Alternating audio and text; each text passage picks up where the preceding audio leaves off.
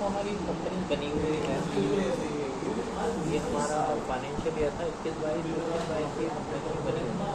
T shirt already हमने बना के रखी हुई है इस कंपनी पहले। तो इसमें हम कंपनी क्रिएट करने में आपको वही करना है, क्रिएट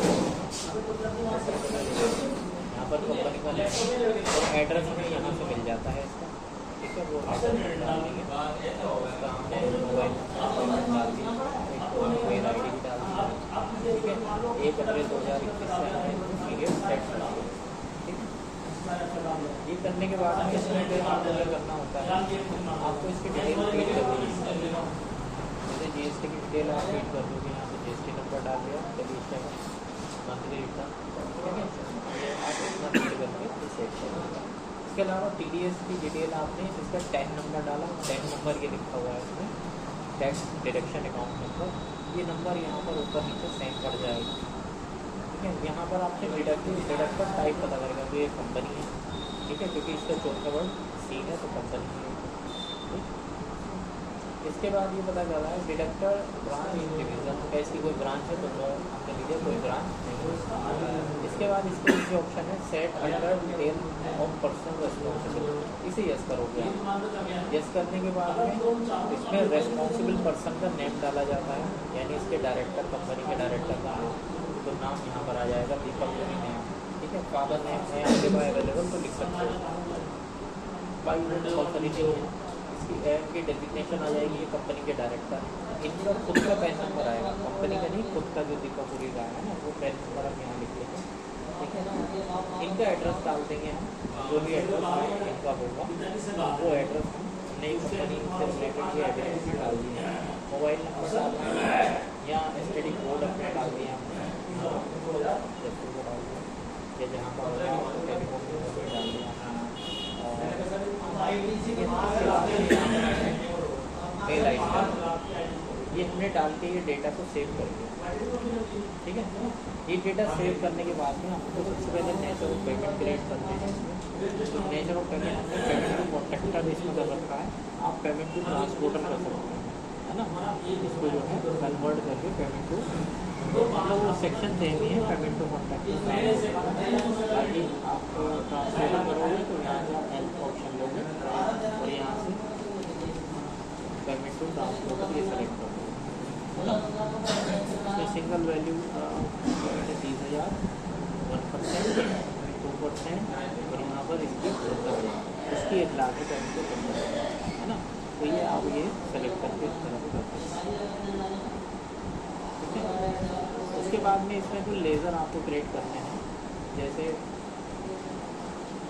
लेज़र हमने ये पतंजलि का क्रिएट कर लिया, पतंजलि क्रेडिटर है यस, और ये एक कंपनी है क्योंकि जीएसटी नंबर से और पैन नंबर से इसको कंपनी पता लग जाएगा। यहाँ पर आपका deduct TDS in same mode पर यस करोगे आप इसको। यहाँ पर पतंजलि का एड्रेस भी डाल सकते हो आप चाहो, उत्तराखंड, और ये इसका पिन नंबर डाल दिया आपने। पेन नंबर डालना ज़रूरी है, पेन नंबर नहीं डालेंगे तो टीडीएस ज़्यादा काट देगा, 20% काट देगा, है ना।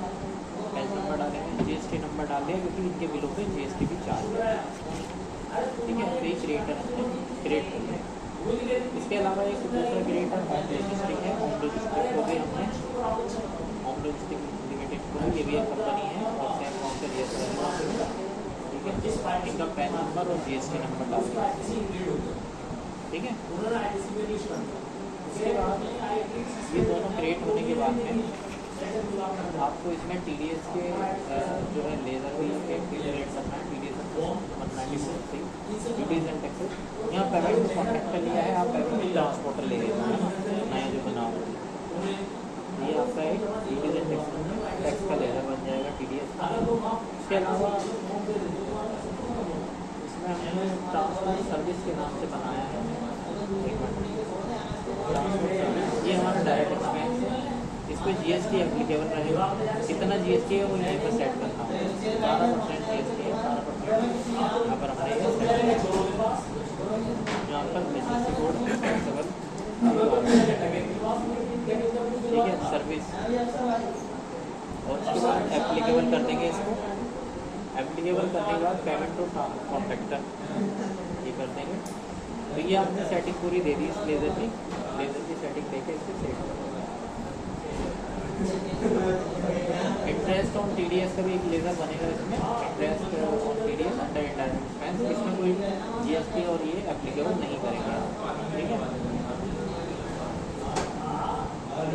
इसके बाद इनपुट CGST लेज़र बना दोगे और इस पर यहाँ पर इस TDS एप्लीकेबल नॉट एप्लीकेबल करोगे।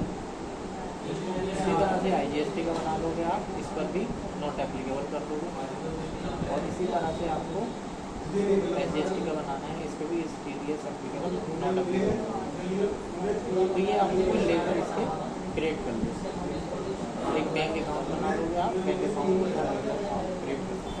तो ये हमने कुछ लेज़र इसके अंदर क्रिएट कर सकते हैं ना। उसके बाद देख लेते हैं इसमें जो है हमने एंट्री की है क्या, कोई एंट्री की हुई है, ठीक है।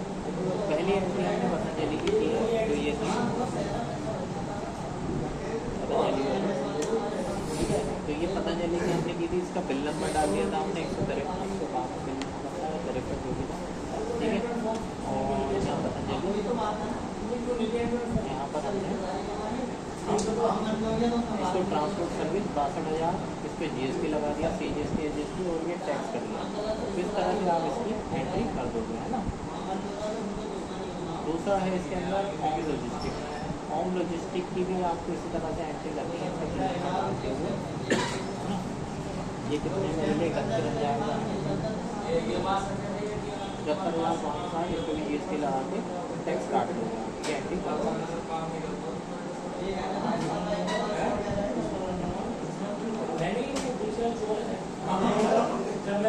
उसके बाद इसके चालान की हमने 2 चालान जमा करे हैं, तो दोनों चालान की अलग अलग डेट में एंट्री होगी, है ना।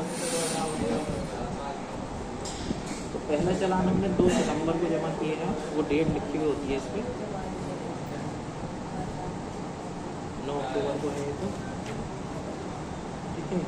2 सितंबर को ये वाला हुआ है 1240, तो 1240 का आप जो है चालान कंट्रोल F करके वो आप TDS इसका पेड कर देंगे, है ना, ठीक है। तो 1240 का ही जमा हुआ है। दूसरा चालान आपका ये जमा होना है, ये वाला 1431 का, इस पर इंटरेस्ट लग जाएगा आपका 3 रुपये का, तो ये आप पेमेंट कर दोगे इसका। तो ये आपने जो है इसमें वो 4 एंट्री होनी है इसकी, है ना। तो 4 एंट्री होने के बाद में आपने इसमें TDS की जो इनके 25 के बिल आए थे उनकी भी एंट्री कर दी, और जो इनकम टैक्स हैं उसकी भी पेमेंट की एंट्री कर दी। ये करने के बाद में आपको अच्छा, इसमें एक चीज़ और है, जब यहाँ पर आप रहोगे तो यहाँ पर जब ये F11 प्रेस करके यहाँ पर एक चीज़ और देखें और डिटेल में, यहाँ पर आप इसको GST नंबर और TDS number, pan number company का, कंपनी का number, GST number, TDS detail और पैन, ये तीनों ही आपको जो है डिटेल यहाँ पर देनी है, ठीक है। ये डिटेल आपकी फीड होनी चाहिए इसका।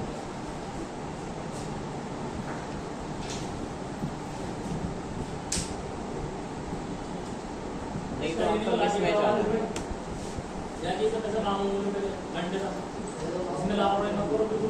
तो ये आपका पीरियड है इसमें 1 जुलाई से और 31 सितंबर तक, 30 सितंबर तक पीरियड, यानी दूसरा क्वार्टर है आपका 1 जुलाई से। तो हमने ये चालान भी रिकनसाइल किया हुआ है इसके अंदर, इसकी सेटिंग में छेड़ नहीं रहा हूँ ताकि दिक्कत ना हो। तो इसमें चालान, ये जब आप चालान पेड कर देते हैं तो इसको रिकनसाइल भी करना होता है, तो रिकनसाइल आप यहाँ से कर देंगे, ये रिकनसाइल होगा, उसमें वो डिटेल डाल देंगे, चालान नंबर, चालान की डेट और BSR कोड होता है वो डालना पड़ेगा। जब वो चालान पता कर लेना, वो डालना तो वो डिटेल हम डाल देंगे, चालान जो पेमेंट करे हैं उसमें चालान की डिटेल डालनी है दोनों की, है ना, ठीक है। कोई डिटेल भी हमने जो है इसमें फीड की हुई है। अब हमारी जो फॉर्म 26 की है उसमें हम ये वाला पीरियड डालेंगे आपका जुलाई से सितंबर, है ना।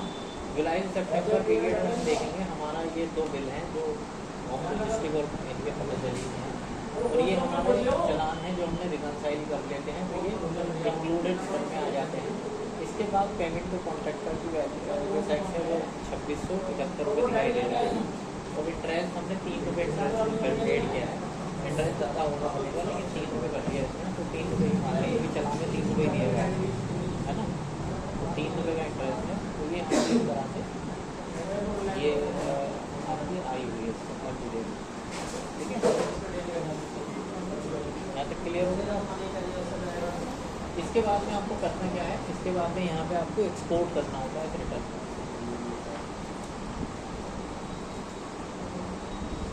ये ई रिटर्न है इसमें,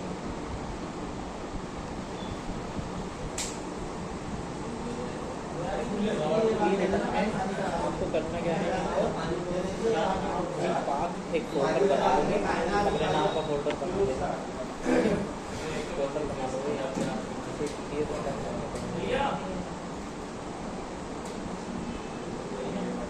जैसे हमने ये TDS रिटर्न का ये जो फाइल की हुई है इसी वाले फोल्डर में बनाया था मैं पढ़ाने के साथ साथ।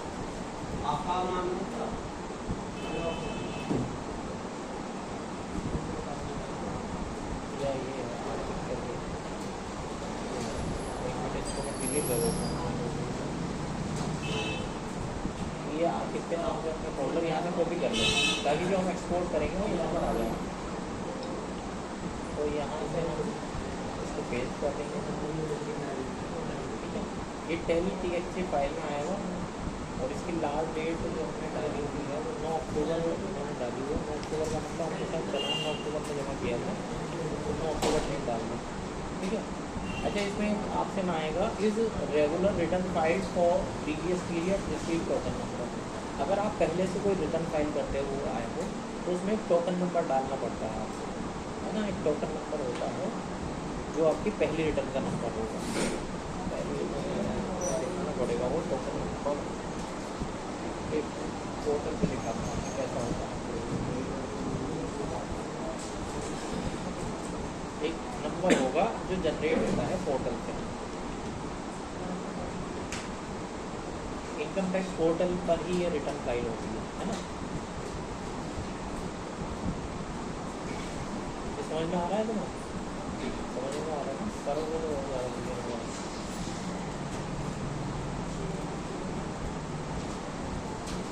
यहाँ पे हम लॉगिन पे जाएंगे,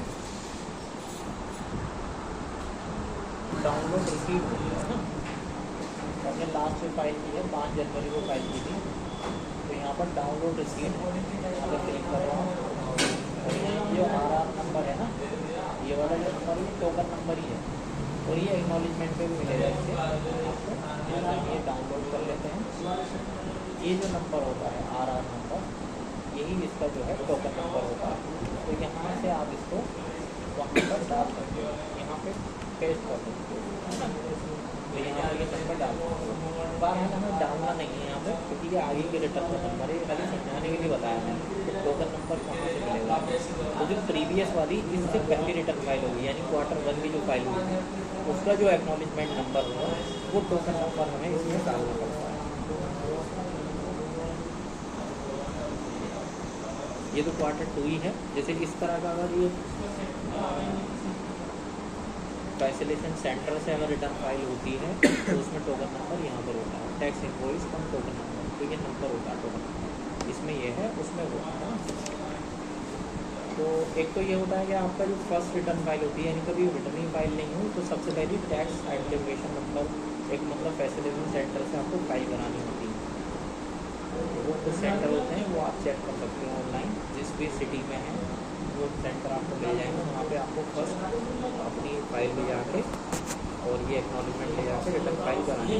अगर पहले कभी फाइल ही नहीं होता तो उससे इस तरह का एक्नॉलेजमेंट नंबर मिलता है ना। और अगर आपका रजिस्टर्ड है तो इनकम टैक्स पोर्टल से जाके आप जहाँ से हमने ये निकाला यहाँ से जाके भी आप रिटर्न फाइल कर सकते हैं। मैं बता दूँ हमें कैसे होगा, पहले आप इतना समझोगे इसको रिटर्न को कैसे रेडी करेंगे, है ना। तो इसे नो कर देंगे हम, प्रीवियस टोकन नंबर नहीं डालेंगे, अगर नहीं डालेंगे तब भी रिटर्न आपकी जनरेट हो जाती है। तो ये एक्सपोर्ट करेंगे, एक्सपोर्ट होके ये फाइल आपकी वहीं पर चली जाएगी।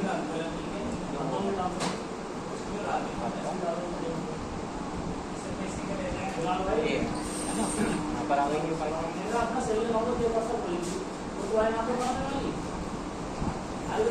ठीक है, तो इस तरह से टेक्स्ट फॉर्मेट में फाइल आएगी।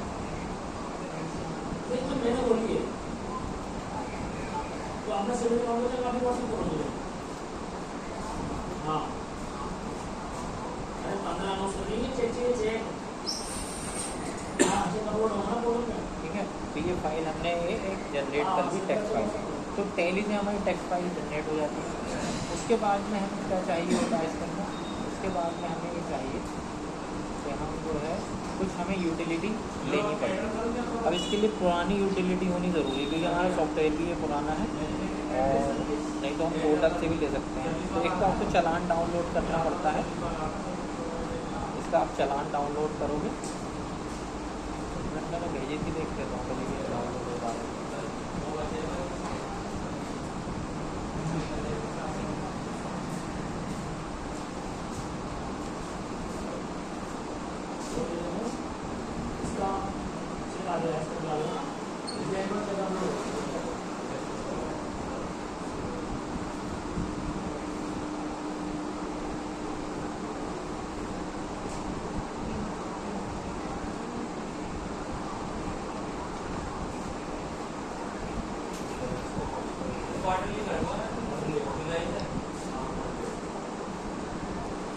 दो चीज़ें करनी होंगी, एक तो हमें चालान डाउनलोड करना होगा इसका,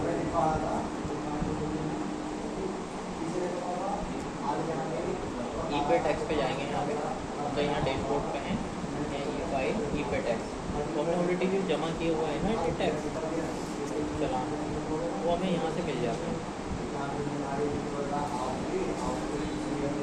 हमारा एक तो ये है 1434 का और एक 1240 का, तो ये हमने करा था, एक तो 2 सितंबर को जमा करा था और दूसरा करा था 9 अक्टूबर को जमा, है ना, ये डेट है।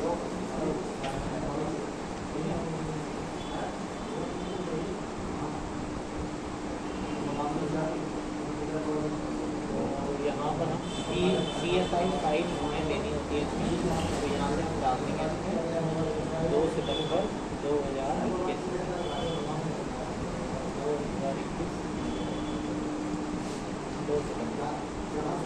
दूसरा हमारा ये है, इसकी डेट है इसमें 9 अक्टूबर, वो 2 अक्टूबर है, 2 अक्टूबर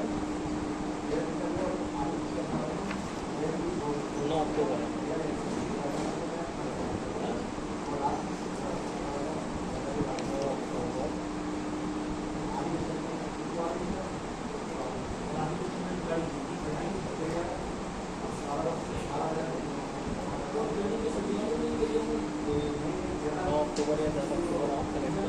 यहाँ पे फिल्टर चलान करोगे तो आपको चलान की डेट दिखाएगा, दोनों चलान आ रहे हैं ना, एक तो 1434 रुपये का है और एक 1240 का, ठीक है। तो ये कहाँ से लिया, चलान स्टेटस इंक्वायरी CS फाइल का, तो यहाँ से हम डाउनलोड करेंगे इस फाइल को, तो डाउनलोड चलान फाइल, तो ये फाइल डाउनलोड हो जाएगी, फाइल डाउनलोड होगी, तो फाइल आपकी डाउनलोड सेक्शन में आ जाएगी, यहाँ पर आप इसे हम कट करके उसी फोल्डर में डाल देते हैं जहाँ पर हमारा ये है, ठीक है। ये हमारी फाइल यहाँ पर आ गई है। दो चीज़ें, एक तो हमारी टैली एक्सपोर्ट हो गई फाइल, और एक है ना, दो चीज़ें। इसके बाद में हमें FPU यूटिलिटी चाहिए होती है, और वो डाउनलोड नहीं हो पा रही हमारी पुरानी वाली, मैंने किसी को भेजी थी, तो शायद वो हो गई, करंट हो गई फाइल।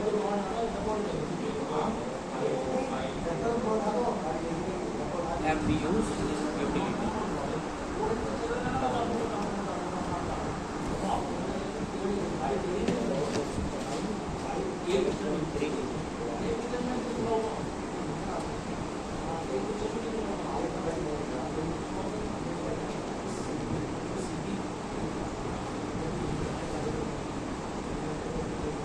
यूटिलिटी डाउनलोड करने के लिए आपको यहाँ पे जाना है,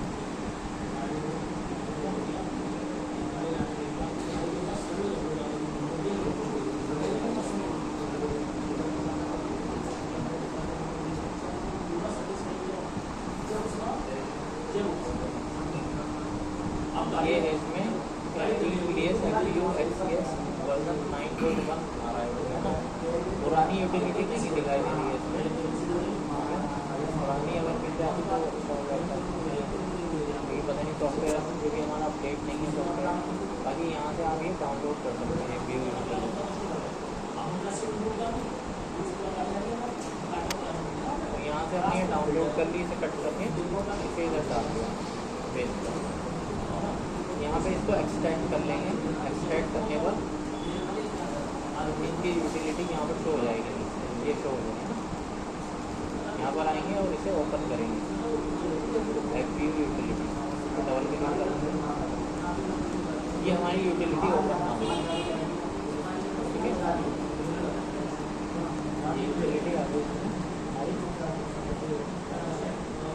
अब ये यूटिलिटी में आपको सबसे पहले TDS की रिटर्न फाइल आपको सेलेक्ट करनी है, जो आपकी ये टेक्स्ट वाली फाइल है, तो ब्राउज करना है इसको। और हमारा ये फाइल है डेस्कटॉप पे TDS रिटर्न फाइल, ये हमने यहाँ से। उसके बाद चालान वाली फाइल को हमें सेलेक्ट करना होता है। चालान वाली फाइल को सेलेक्ट करेंगे, चालान की फाइल है ना। और एक वो देना होता है हमें स्पेस, कि अगर हमारा एरर आता है फाइल में तो वो हमें यहाँ पर इसका हमें देना होगा कि हम एरर कहाँ पर शो करना चाहते हैं अपना। अगर कोई एरर आता है तो इसी फोल्डर में एरर शो करते हैं। फिर 3 हमें पास देने होते हैं, नीचे का छोड़ दोगे आप, है ना। ऊपर का ये टेली वाली फाइल डाली, यहाँ चलान की, और यहाँ इसके बाद वैलिडेट कर देंगे, है ना। अगर हमारा ये जो है इसके बाद वैलिडेट करने के बाद फाइल जनरेट हो जाती है आपकी, तो आपको इनकम टैक्स पे डालना है, वैलिडेट करो। अभी देखो मुझे एरर आ गया, तो ये वाला यूटिलिटी सपोर्ट नहीं कर रहा है।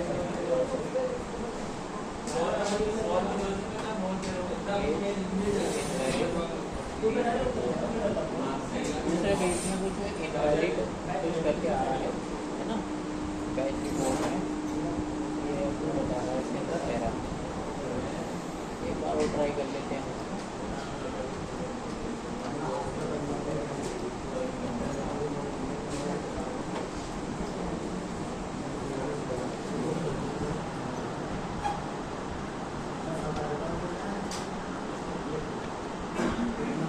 डबल कैप लगा देंगे दूसरे का, इसमें डबल कैप लगा देंगे।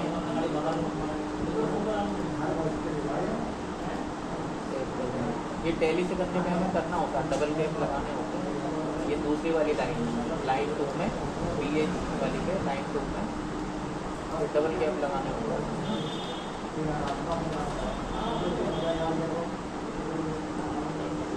उसके बाद में यूटिलिटी यूज़ करते हैं।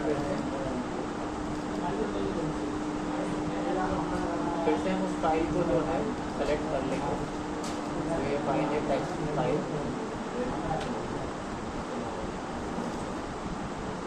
तो यहाँ से आप जाओगे उसमें डेस्कटॉप TDS रिटर्न,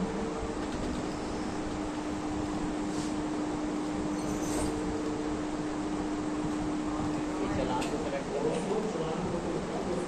यहाँ से एरर के लिए फोल्डर दे देंगे कि एरर कहाँ दिखाना चाहते हैं, कहाँ शो करना चाहते हैं, कोई एरर आए ये शो करना चाहते हैं।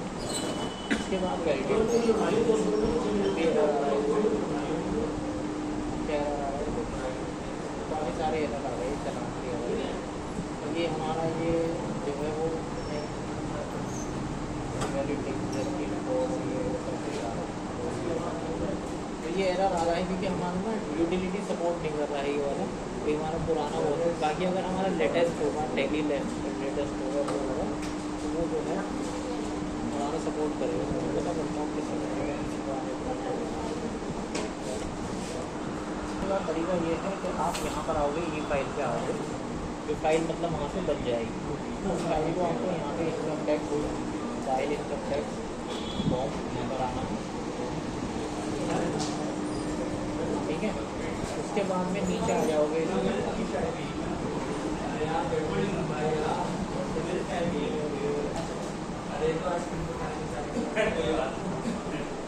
भाई बच्चों के लोग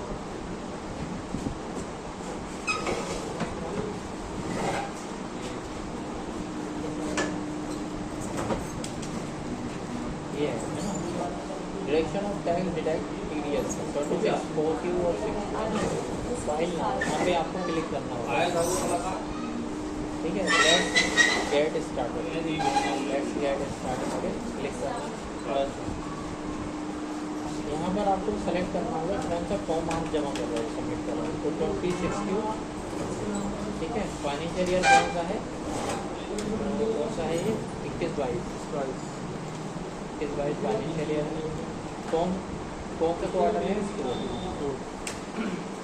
रेगुलर है या करेक्शन है, यानी रेगुलर का मतलब पहली बार रिटर्न फाइल कर रहे हो या रिवाइज कर रहे हो, कोई गलती हो गई दोबारा फाइल कर रहे हो, उसी को रिटर्न दोबारा फाइल हो करेक्शन है। यहाँ पर जिप फाइल वाली जो एक्सपोर्ट होगी वहाँ से फाइल ना, मैंने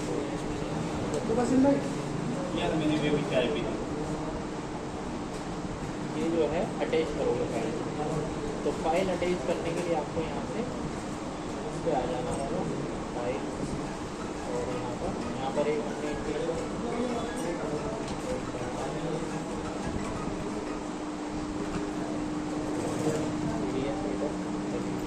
ये फाइल हमने जैसे कि ये डाली हुई है फाइल एमपी वाली, तो ये हम यहाँ पर फाइल जिप में बनवाने जाती है। तो जिप में ये अभी आई है, तो ये जिप में कन्वर्ट हो जाती है फाइल इस तरह से। मतलब राइट क्लिक करोगे आप इस पर और राइट क्लिक करके जिप में आ जाती है फाइल, है ना। जिप में बन गई है फाइल, तो ये वाली हम अटैच कर देंगे। तो अभी ये गलत फाइल बताया इसलिए वो रेड कर दे दिया, बाकी जो है आपकी फाइल यहाँ पर अटैच हो जाएगी। अटैच होने के बाद में ये एक्टिव हो जाएगा, है ना। प्रोसीड टू वेरीफाई, इस पर क्लिक करके OTP जाता है, वो OTP डाल दो, रिटर्न फाइल हो जाती है, है ना। एक तरीका तो ये है कि आप जो है टैली से किस तरह से एक्सपोर्ट करोगे, किस तरह से वैलिडेट करोगे।